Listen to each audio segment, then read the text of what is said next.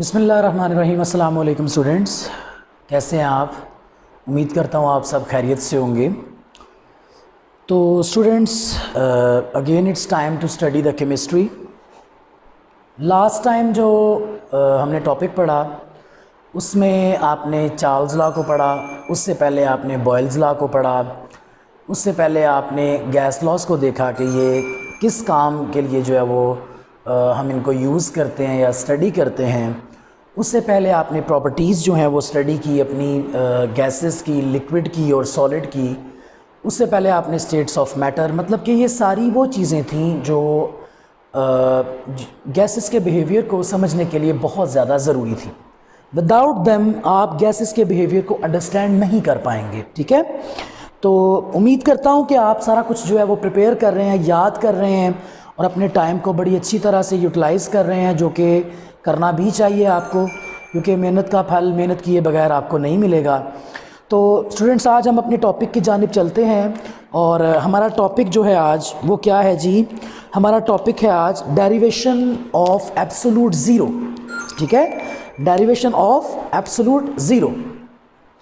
तो आज हम इसकी बात करेंगे।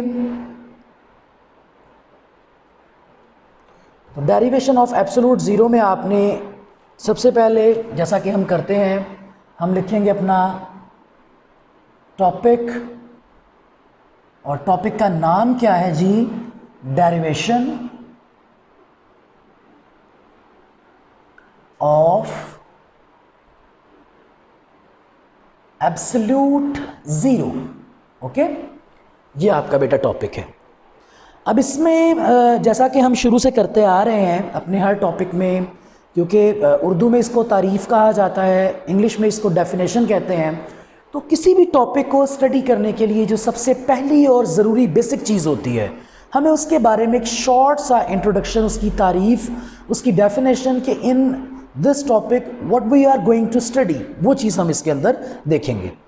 तो स्टूडेंट, सबसे पहले जो है इसकी हम डेफिनेशन करते हैं, क्योंकि ये इसके अंदर बात सारी चार्ल्स लॉ की है जो आपने अभी रिसेंटली पढ़ा है। तो डेफिनेशन में लिखूंगा एट कांस्टेंट प्रेशर।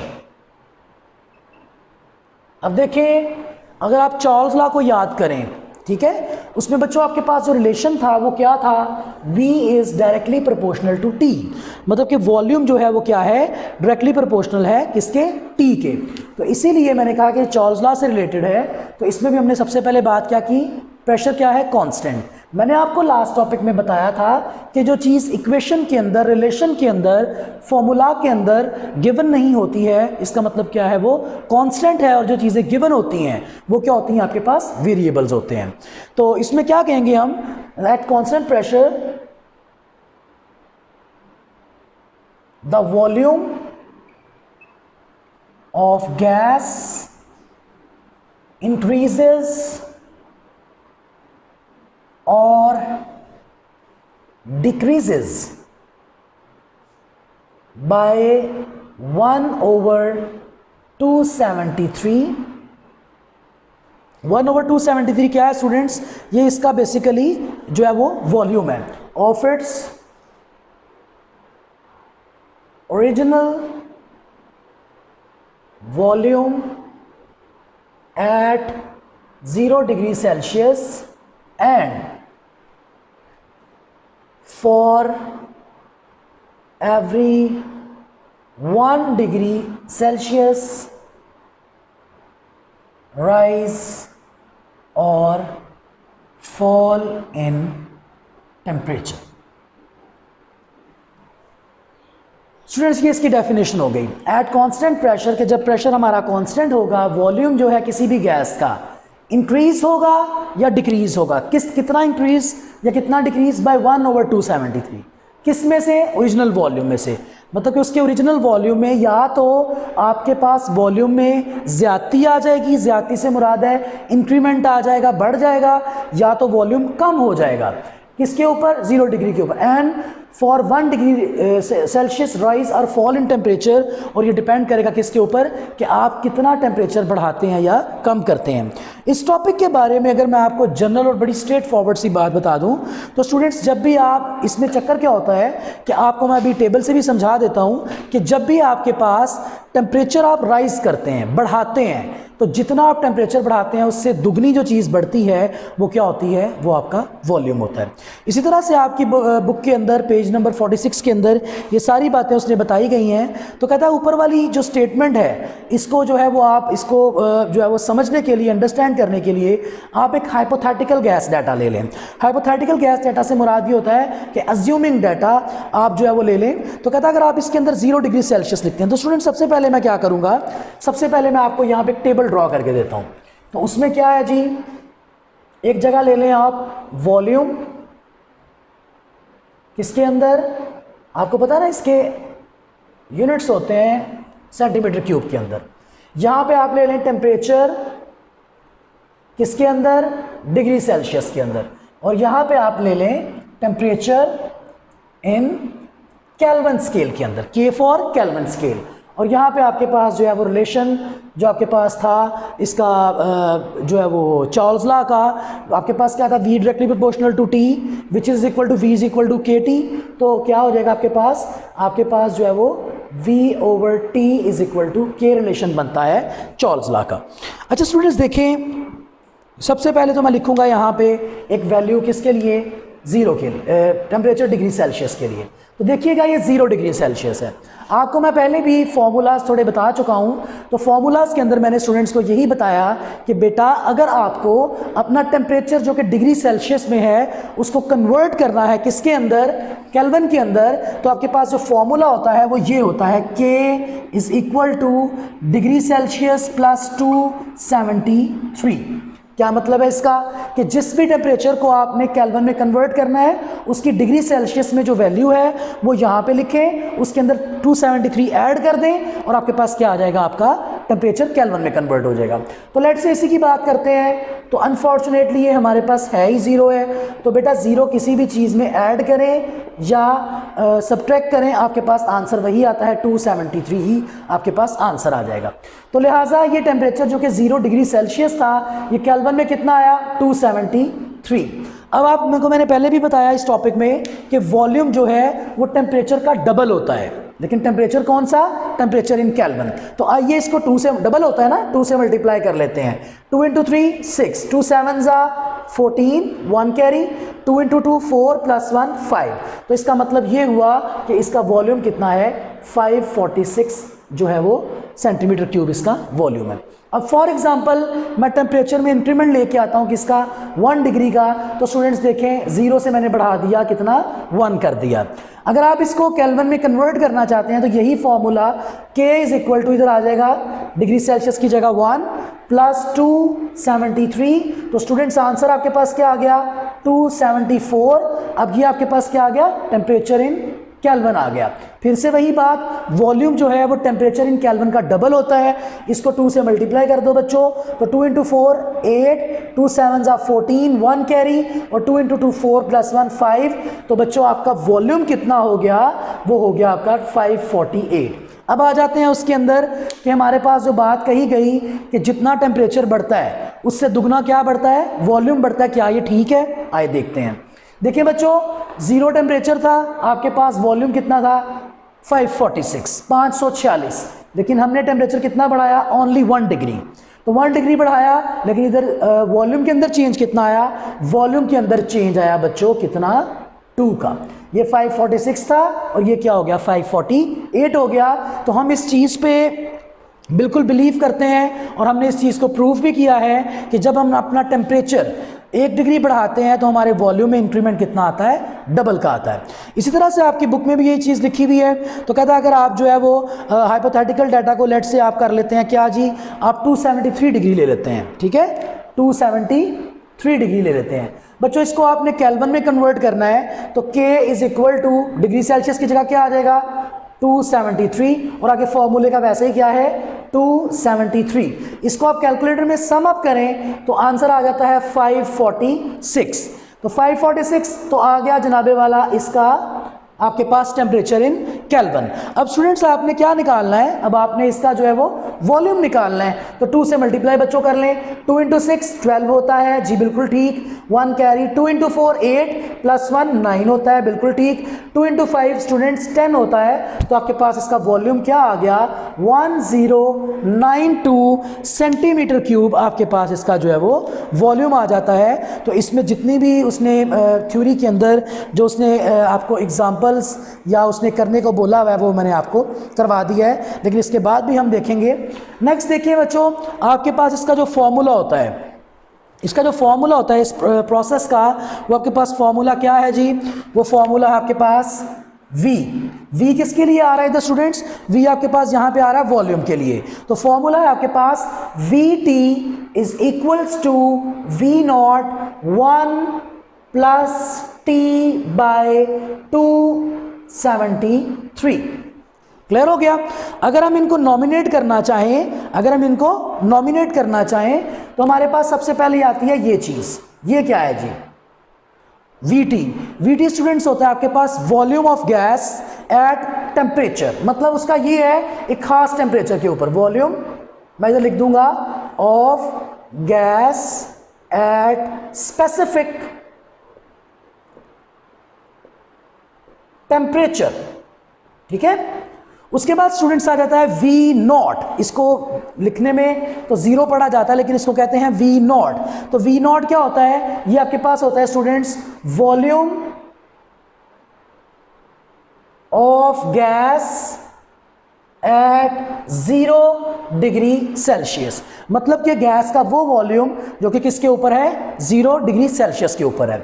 उसके बाद आ जाए 1, ये न्यूमेरल्स हैं, इनको बेटा आप क्या कहोगे, इनको आप कहोगे कॉन्स्टेंट्स, ठीक है, इनको आप क्या कहते हैं, इनको आप कहते हैं कांस्टेंट। और उसके बाद स्टूडेंट्स आपके पास स्मॉल t है, तो इसको आप क्या लिखते हैं टेम्परेचर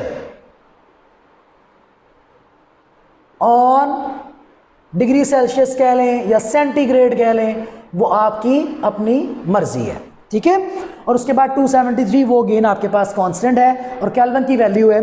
स्टूडेंट्स ये उसने इसलिए बोला टेम्परेचर ऑन सेंटीग्रेड, या आप ये कह लें कि सेल्सियस स्केल कह सकते हैं, क्योंकि आपके पास टेम्परेचर के 3 स्केल होते हैं। आपने अपने मैट्रिकुलेशन में इसकी बड़ी प्यारी सी फिगर बनी हुई है थर्मोमीटर्स की, उसके अंदर बताया हुआ है। तो स्टूडेंट्स क्या होता है कि टेम्परेचर आपके पास फ़ारेनहाइट में भी हो सकता है, टेम्परेचर आपके पास डिग्री सेल्सियस में भी हो सकता है, एंड टेम्परेचर में भी इन केल्विन्स ऑल्सो। तो इसलिए उसने बताया कि VT है कि वॉल्यूम किसी एक खास टेम्परेचर के ऊपर, V नॉट वॉल्यूम तो होगा लेकिन 0 डिग्री सेल्सियस के ऊपर, 1 constant T temperature on centigrade या डिग्री सेल्सियस, और आपके पास 273 क्या हो जाएगा, वो आपका कांस्टेंट हो जाएगा। अब स्टूडेंट देखें, हमने इसके अंदर जो बात करनी है वो बात ये करनी है हमने कि हमारा जो ये जो हम वैल्यूज़ जो है वो हम निकाल रहे हैं कि टेम्परेचर को केल्विन में, सेल्सियस को और वॉल्यूम सारा इनका, हमने ये देखना है कि हमारा चार्ल्स लॉ इस जो V/T होता है वो इसको इस एब्सोल्यूट ज़ीरो को, डेरिवेशन को जो है वो अप्रूव करता है या इसको जो है वो ओबे करता है या नहीं करता है। तो हम इसके अंदर लेके आते हैं सबसे पहले, तो हम क्या करते हैं, फिर से वही बात नेक्स्ट पैराग्राफ के अंदर वो आपको दोबारा बताएगा, जो आपका पैराग्राफ नंबर 3 है कि आप जब भी एक टेम्परेचर के अंदर 1 डिग्री सेल्सियस राइज या फॉल करेंगे तो आपका वॉल्यूम भी उतना ही राइज या फॉल होगा। फॉर एग्जांपल आपने टेम्परेचर 1 डिग्री बढ़ाया है तो वॉल्यूम आपका डबल इंक्रीज हो जाएगा। फॉर एग्जांपल आपने टेम्परेचर अपना 1 डिग्री कम किया है तो बच्चों आपका वॉल्यूम भी जो है वो भी डबल कम हो जाएगा। मैं एक एग्जांपल देता हूं आपको, ये आपके पास 0 था ना, तो आपने 0 से 1 इंक्रीज किया तो वॉल्यूम आपका डबल बढ़ गया। आए हम ऐसा करते हैं, हम इसमें से 1 डिक्रीज करते हैं, मतलब कि -1 ले लेते हैं। 0 से इंटीजर देखिए ना आपने, 0 से 1, तो अगर पीछे की जानिब जाएं तो -1। तो स्टूडेंट्स आपके पास इसको हम फाइंड आउट करते हैं कि इज इक्वल टू -1 प्लस 273, ये मैं कन्वर्ट कर रहा हूँ बेसिकली केल्विन के अंदर। आंसर क्या आ गया 272। अगर आपको इसका वॉल्यूम निकालना है मल्टीप्लाई करें 2 से। मैंने दोबारा बता रहा हूँ 3rd to 4th टाइम कि आपने अपने केल्विन टेम्परेचर को डबल करना होता है, 2 से मल्टीप्लाई करना होता है और आपका वॉल्यूम आ जाता है। 2 × 2 4, 2 7 क्या होता है जी 14 1 कैरी, 2 इंटू 2 4 प्लस 1 5। तो स्टूडेंट्स आपका जो केल्विन टेम्परेचर आता है वो आ जाता है 272 और बच्चों का जो वॉल्यूम आ जाएगा इधर वैल्यू उनकी वो आ जाएगी 544। बेटा देखिए आपके पास इसका और इसका जो है कंपैरिजन कर लें। अगर आपके पास 0 डिग्री था तो इसका वॉल्यूम कितना था 546। अब हमने टेम्परेचर सिर्फ 1 डिग्री कम किया, सिर्फ 1 डिग्री, तो वैसे तो 1 डिग्री एक कम करें तो 545 होना चाहिए था, लेकिन क्या हुआ 544 हो गया। तो ये चीज़ जो है वो वाज़े है, क्लियर है और प्रूफ्ड है कि जब भी आप 1 डिग्री राइज करते हैं वॉल्यूम डबल बढ़ता है, जब आप 1 डिग्री फॉल करते हैं तो वॉल्यूम स्टूडेंट्स आपके पास डबल जो है वो कम होता है। अब इसके अंदर वो क्या कर रहा है, आपके पास दो वैल्यूज़ ले रहा है। वो दो वैल्यूज़ क्या हैं, 10 की और 100 की। इधर लेता है बच्चों पहले 10 डिग्री सेल्सियस, तो 10 डिग्री सेल्सियस आपने खुद करना है कॉपी पे, मतलब कि प्लस करना है 273 में, तो क्या आ जाएगा 373। तो आइए इसको ज़रा इसका वॉल्यूम निकाल लेते हैं। तो 2 इंटू 3 6, 2 7 ज़ा 14 1, 2 3 ज़ा 6 7, इसका जो वॉल्यूम आ गया वो 746 आ गया। एक और वैल्यू लेते हैं 100 डिग्री सेल्सियस। स्टूडेंट्स आप 273 के अंदर 100 को ऐड करेंगे, 283 आना था इधर, सॉरी, तो 283, 2 इंटू 3 6, 2 8 ज़ा 16, 1 कैरी, तो ये आ गया 566। इसको जब आप करेंगे तो बच्चों आपके पास क्या आएगा 373 आएगा। इसको आप 2 से मल्टीप्लाई कर लें। जब आप इसको 2 से मल्टीप्लाई कर लेते हैं तो आपके पास इसका जो इसकी वैल्यू आ जाएगी, इधर कर लेता हूं मैं 373 2 से, 2 इंटू 3 6, 2 7 ज़ा 14 1, 2 3 ज़ा 6 और ये आ गया 746। अब स्टूडेंट्स हम इसको चेक करने जा रहे हैं। अब we are going to check this relation कि क्या हमारे पास ये लॉ वेरीफाई होगा या नहीं होगा। दोबारा से एक छोटी सी जो है वो मैं बात करूंगा। चॉल्स लॉ बच्चों ने किया और वो क्या किया, v is directly proportional to t, v is equal to sign of proportionality खत्म किया, k आ गया और बेटा k को हम एक साइड पे रखते हैं, t इधर मल्टीप्लाई हो रहा है उधर जाके डिवाइड, तो k is equal to v by T आपके पास वैल्यू बन गई। फिर मैंने आपको कहा कि अगर आपके पास ये गैस 1 है तो इसको आप कह लेंगे V1 T1। अगर आपके पास गैस 2 है इसको आप कह लेंगे V2 एंड T2। ये आपके पास हो गई जी गैस 2। तो स्टूडेंट्स आप देख सकते हैं इन दो रिलेशन की जो आपके पास, इन दो रिलेशन की जो आपके पास लेफ्ट हैंड साइड है वो बिल्कुल सेम है। तो हम इनको लिख सकते हैं किस तरह से कि V1 over T1 is equal to V2 over T2। तो आइए हम इनके अंदर वैल्यूज पुट करते हैं। ये वाली, ये दो जो वैल्यूज हैं, ये वाली 10 और 100 हम इसके अंदर पुट करने जा रहे हैं। लेकिन स्टूडेंट्स हम टेम्परेचर हमारे पास दो टाइप का है, एक डिग्री सेल्सियस वाला, एक केल्विन वाला। हम यहाँ पे जो टेम्परेचर लेंगे वो लेंगे डिग्री सेल्सियस वाला। तो आइए इसको देखते हैं। तो फर्स्ट वन हमारे पास V1 ये है, इसका वॉल्यूम कितना है 566। इसका बेटा टेम्परेचर कितना है 10 degree Celsius is equals to आपके पास V2 की वॉल्यूम कितना है 746 और बच्चों आपके पास जो है इसका जो टेम्परेचर है वो कितना है 100 डिग्री सेल्सियस। स्टूडेंट्स हमने मैथ्स आपने किया अपने मैट्रिकुलेशन में, अभी भी कुछ बच्चे इंजीनियरिंग में करेंगे। स्टूडेंट्स हमने उसके अंदर एक चीज़ देखी कि जब भी हमारे पास दो साइड्स का, जिसको हम लेफ्ट हैंड साइड और राइट हैंड साइड कहते हैं, जब ये दोनों साइड्स का आंसर हमारे पास इक्वल आ जाता है तो हमें मज़ीद किसी जस्टिफिकेशन की या सिंप्लीफिकेशन की ज़रूरत नहीं होती है। ये अंडरस्टूड होता है कि हमारा आंसर बिल्कुल क्लियर और ठीक है। लेकिन स्टूडेंट्स जब आप इसको अपने कैलकुलेटर से ज़रूर करके देखिए, जब आप इन दोनों को डिवाइड करते हैं, इस वैल्यू को और इस वैल्यू को, इनका आंसर इक्वल नहीं आता है। और जब आंसर इक्वल नहीं आएगा इसका मतलब ये है कि ये दोनों साइड्स इक्वल नहीं है और चॉल्स लॉ जो है वो ओबे नहीं करता किसको, डिग्री सेल्सियस स्केल को, इसलिए हमारा आंसर बिल्कुल भी ठीक नहीं आया है। ग्राफिकल एक्सप्लेनेशन में चले जाएं, अब हमने इसको ठीक करना है। ग्राफिकल एक्सप्लेनेशन में चले जाएं तो आपके पास ग्राफ इस तरह से उसने ड्रॉ किया हुआ है, ठीक है। तो स्टूडेंट्स एक तरफ आपके पास वॉल्यूम है जिसको हम कह रहे हैं y एक्सेस और एक तरफ हमारे पास टेम्परेचर है और इसको हम क्या कहते हैं x एक्सेस। इनकी वैल्यूज़ मैं नहीं लगाऊंगा। अगर आप इसमें देखें तो आपके पास जो लाइन है वो बिल्कुल स्ट्रेट लाइन है, और वो स्ट्रेट लाइन उसने किस हिसाब से बताई हुई है उसकी बात करने लगा हूँ मैं। स्टूडेंट्स अगर आप देखें आपके पास टेम्परेचर दो थे, एक डिग्री सेल्सियस में और एक केल्विन स्केल में। हमने अब इसको चेक करना है कि हमारे पास जो है वो डिग्री सेल्सियस में तो आंसर बिल्कुल ठीक नहीं आया है, तो हम इसको केल्विन स्केल में पुट करके देखते हैं। तो हम दोबारा से एक जो है वो दोबारा से हम शुरू करते हैं। V1 T1 is equal to V2 over T2। अच्छा जी, अब आप अपनी वैल्यूज़ बताएं। V1 की वैल्यू क्या है जी 566। T1 की वैल्यू क्या है? You are not going to take the temperature in degree Celsius, आप टेम्परेचर अपना केल्विन वाला लेंगे। तो आप क्या लिखेंगे 283 विच इज इक्वल्स टू, अब आपके पास V2 क्या है? V2 में बच्चों आप लिखेंगे 746। और बच्चों आपने दूसरा जो टेम्परेचर लिखना है वो ऊपर वाले की तरह आपने 100 नहीं लिखना, बल्कि आपने क्या लिखना है 373 लिखना है। तो 373 बेटा आप इसको डिवाइड करके देखें तो आपके पास जो आंसर आएगा वो इसका भी 2 आएगा और इसका भी 2 आएगा। Hence Charles law is verified. हम ये इस नतीजे पे पहुंचे कि चार्ल्स लॉ जो है अगर इस डेरिवेशन के लिए हम यूज़ करें तो ये जो है वो डिग्री सेल्सियस स्केल को ओबे नहीं करता, बल्कि किस स्केल को ओबे करता है? ये ओबे करता है केल्विन स्केल को। ठीक हो गया। अब इसमें बात जो हमने नेक्स्ट करनी है, जो हमारा टॉपिक था एब्सोल्यूट ज़ीरो, एब्सोल्यूट ज़ीरो की मैं बात करने लगा हूँ। स्टूडेंट्स आपने एक डेफिनेशन बहुत ज़्यादा रटी हुई होगी, और वो डेफिनेशन क्या है आपके पास? वो डेफिनेशन है कि हमारे पास था law of conservation of mass, law of conservation of mass, जिसको मैं अगर लिखना चाहूं तो मैं लिखूंगा energy can not be created nor destroyed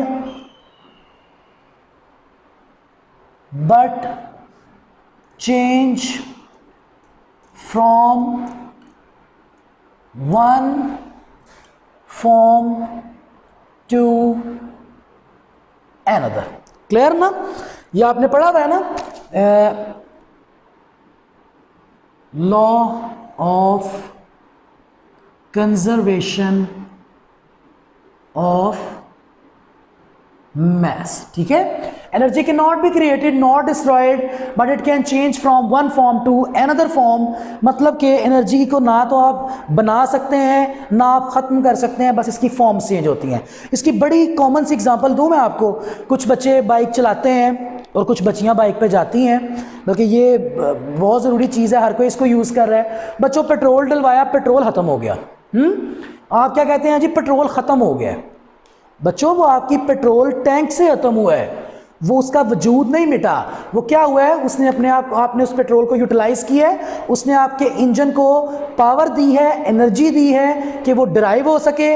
बाद में क्या हुआ? वो in the form of smoke in the from the silencer, वो जो है वो क्या हो गया? आपके एटमॉस्फेयर में चला गया। आप उसका वजूद पूरी तरह से ख़त्म नहीं कर सकते। इसी तरह से आप चीज़ों को यूज़ करते हैं। जिस तरह से साइकिल चलाते हैं आप, तो आप क्या करते हैं? अपनी एनर्जी कन्वर्ट कर रहे होते हैं। तो हम एनर्जी को कन्वर्ट करते हैं, बस हम ना तो क्रिएट करते हैं ना इसको डिस्ट्रॉय कर सकते हैं। ये है law of conservation of mess. अब देखिएगा एब्सोल्यूट जीरो से मुराद ये है कि इसमें बात ये आती है, अगर हमारे पास कोई गैस है जिसका वॉल्यूम क्या है? ज़ीरो है। हम ऐसा सोचते हैं, अगर कोई गैस है या हमारे पास कोई गैस हो, उसका वॉल्यूम ज़ीरो है, तो स्टूडेंट्स उसका जो टेम्परेचर होगा वो कितना होगा? -273। आइए ज़रा एक और, ओहो जगह थोड़ी कम हो गई, इधर ही कर लेते हैं। हमारे पास अगर कोई टेम्परेचर है डिग्री सेल्सियस में और उसकी वैल्यू क्या है? वो है जी -273। ओके बेटा आपने इसको कन्वर्ट करना है किसके अंदर? केल्विन के अंदर। तो केल्विन का फॉर्मूला अगेन देखें कि डिग्री सेल्सियस प्लस 273। तो स्टूडेंट्स आप क्या करेंगे? डिग्री सेल्सियस की वैल्यू क्या है? -273, और आगे क्या आएगा फॉर्मूले का? +273। तो बच्चों आपको पता है जब दो वैल्यू सेम हो लेकिन साइन ऑपोजिट हो तो वो क्या हो जाती हैं? वो कैंसिल आउट हो जाती हैं और आंसर क्या आ जाएगा? 0। अब इसका वॉल्यूम निकालना है। वॉल्यूम कैसे निकालते हैं बच्चों? आप जो आपके पास टेम्परेचर डिग्री सॉरी केल्विन में आता है उसको आप जो है वो 2 से मल्टीप्लाई करते हैं तो क्या आ जाता है? वॉल्यूम। अब देखिए 0 × 2 तो क्या हो जाएगा आपके पास? ये भी वैल्यू 0 हो जाएगी। तो बात क्या समझ में आई? बात ये समझ में आई कि आपके पास कोई वैल्यू एब्सोल्यूट ज़ीरो से मुराद ये है, आपके पास अगर आप किसी भी वैल्यू को, किसी भी गैस का टेम्परेचर -273 तक लेके जाएंगे फिर आप उसको एब्सोल्यूट ज़ीरो कह सकते हैं, लेकिन -273 पे जाते ही उसका वॉल्यूम क्या हो जाता है? ज़ीरो, जो कि लॉ ऑफ कंजर्वेशन के मुताबिक बिल्कुल गलत है। Law of conservation of mass जो है वो इसके अगेंस्ट है। तो लिहाजा आप ये कह सकते हैं कि ये वैल्यू जो आपके पास आती है -273 और जिसको हम एब्सोल्यूट ज़ीरो कहते हैं, ये स्टूडेंट्स बस आपके पास एक हाइपोथेटिकल वैल्यू है, ये आपके पास सिर्फ एक थ्योरेटिकल वैल्यू है, असल में ये एग्जिस्ट नहीं करती। दोबारा बता देता हूँ कि आपके पास इसने कहा, ये था एब्सोल्यूट ज़ीरो की बात, कि अगर आपके पास क्या हो, अगर आपके पास किसी भी जो है गैस का टेम्परेचर -273 हो तो जाके वो इसमें लाए करेगी, लेकिन -273 के ऊपर इसका वॉल्यूम ज़ीरो हो जाता है, जो कि law of conservation of mass के बिल्कुल अगेंस्ट है, क्योंकि इस टेम्परेचर तक कोई गैस आती नहीं है, लेकिन इस टेम्परेचर के करीब कोई गैस अगर आ जाए तो स्टूडेंट्स वो गैस नहीं रहती है, वो क्या बन जाती है? वो लिक्विफाई हो जाती है। तो जब भी कोई गैस लिक्विफाई हो जाती है तो वो लिक्विड की फॉर्म में चले जाती है, जैसा कि मैंने आपसे पहले भी डिस्कशन की कि लिक्विड की फॉर्म में क्या होता है, कि मैंने आपको उस दिन बना के दिखाया जिस दिन ये चैप्टर शुरू किया, कि गैस के मॉलिक्यूल्स छोटे छोटे होते हैं और उनके दरमियान न्यूमरस बहुत ज़्यादा जो है वो एम्प्टी स्पेसेस होती हैं। चैप्टर नंबर 1 के अंदर भी उसने बताया कि एक गैस मॉलिक्यूल अपने डायमीटर से 300 टाइम्स अवे रहता है दूसरे गैस मॉलिक्यूल से, लेकिन जब आप प्रेशर अप्लाई करते हैं, बॉयल्स लॉ की बात हो रही है कि प्रेशर बढ़ रहा है, वॉल्यूम कम हो रहा है, जब आप प्रेशर अप्लाई करते हैं तो उससे क्या होता है स्टूडेंट्स, कि गैस के मॉलिक्यूल जब वो करीब आ जाते हैं और जो ही वो एक दूसरे से उनकी वॉल बाउंड्रीज जो है वो कोलैप्स करती हैं तो वो लिक्विड फॉर्म में चले जाते हैं। लिहाजा ये आपका टॉपिक था, डेफिनेशन गिवन है, सारा कुछ गिवन है। तो आज के लिए इतना ही, मुझे इजाज़त दीजिए। किसी चीज़ में प्रॉब्लम है आप ज़रूर मैसेज करिए, आप ज़रूर उसको पूछिए, ताकि हम आपकी सारी प्रॉब्लम्स को जो है वो क्लियर कर सकें और बच्चों को बेटर वे में जो है हम सिखा सकें। अपना बहुत ख्याल रखिएगा। Stay home, stay safe. अल्लाह हाफ़िज़।